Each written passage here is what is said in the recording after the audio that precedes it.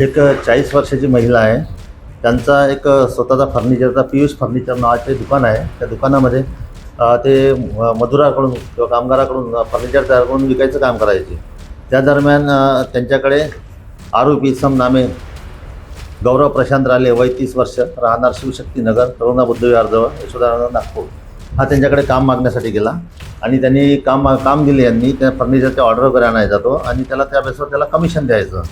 तर त्या दरम्यान पीडित महिलेचा पती त्याला सोडून गेलेला हे पाहून पीडित महिलेशी यांनी शारीरिक संबंध प्रस्थापित केले आणि लग्नाचा आमिष दाखवून आणि मुलांचा सांभाळ करून सांगण्यात आले. परंतु पीडितेने नंतर याला नकार दिला. परंतु यांनी घटनेदिवशी जबरदस्तीने तिच्यासोबत शारीरिक संबंध केले.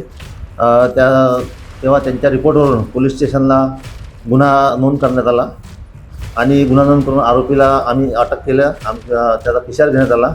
आरोपी आमच्या लॉकअपमध्ये आणि आता तपास सुरू आहे.